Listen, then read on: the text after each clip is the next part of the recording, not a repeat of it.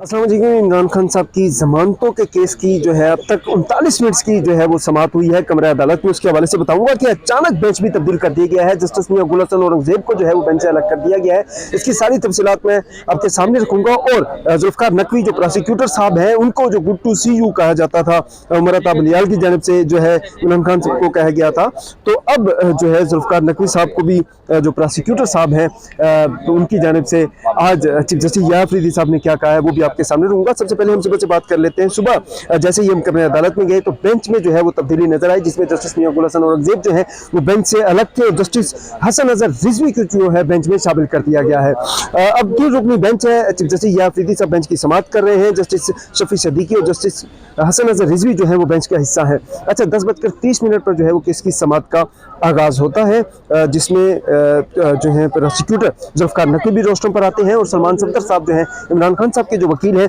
वो भी रोस्टम पर आते हैं। उसके बाद चीफ जस्टिस साहब कहते हैं, जी जुल्फकार नकवी साहब हमने आपसे 2 सवालात करने हैं और उस पर हमने आपसे बात करनी है। जबकि जो इमरान खान साहब के वकील हैं सलमान सफदर साहब, उनको कहा गया जी आप बैठ जाए, हम अभी जुल्फकार नकवी साहब से 2 सवालात करने हैं। वहां पर चीफ जस्टिस अफरीदी साहब ने 2 सवालात किए।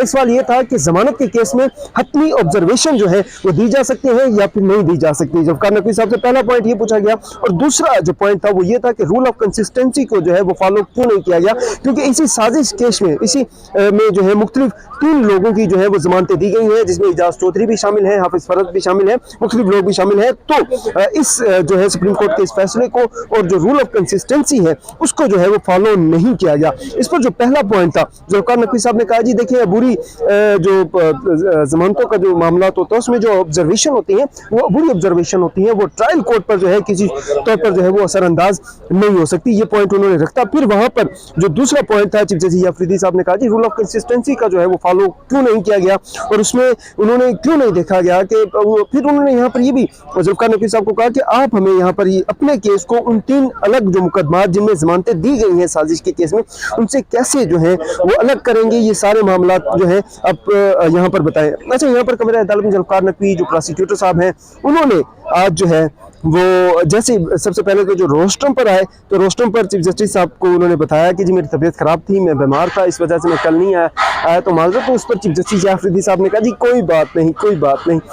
फिर जो है मामला आगे बढ़े थे। खैर यहाँ पर उन्होंने इजाज चौधरी साहब का जो फैसला था जस्टिस हाशिम खाकर साहब की जो सरबराही में 3 रुकनी बेंच ने ये केस सुना था उसका वो फैसला पढ़कर सुनाते हैं। हाफिज फरद साहब का भी वहां पर जिक्र होता है और वहां पर बात करते हैं कि वो जो 3 केसेस में जमानतें दी गई थी उसमें उन 3 लोगों का जो है वो FIR में नाम नामजद नहीं था और फिर उनका जो रिकॉर्ड था वो इकट्ठा किया गया था, वो सोशल मीडिया से जो है वो इकट्ठा किया गया था। और फिर वहां पर उन्होंने चीफ जस्टिस अफरीदी साहब से जो है वो इजाजत मांगी कि मुझे जो है इस पर मेरिट्स पर जो है वो बात करने की जो है वो इजाजत देने। तो यहाँ पर चीफ जस्टिस अफरीदी साहब ने कहा, जी देखिए आप इस केस के मेरिट्स पर बात नहीं कर सकते, मैं आपको बिल्कुल सूरत जो है आपको अलाउ नहीं करूंगा। यहाँ पर उनका जी देखें जो दूसरे नौजवान बैठे हैं सलमान सफदर साहब को जो है उन्होंने मुखातिब किया, उनका सलमान सफदर साहब बैठे हैं वो भी यहाँ पर जो है वो फिर मेरिट्स पर बात करेंगे, लेकिन मैं किसी को भी यहाँ पर अलाउ नहीं करूंगा। आप जो 3 मुकदमात हैं जिनमें जमानतें दी गई है इसी साजिश केस में, आप उस पर जो है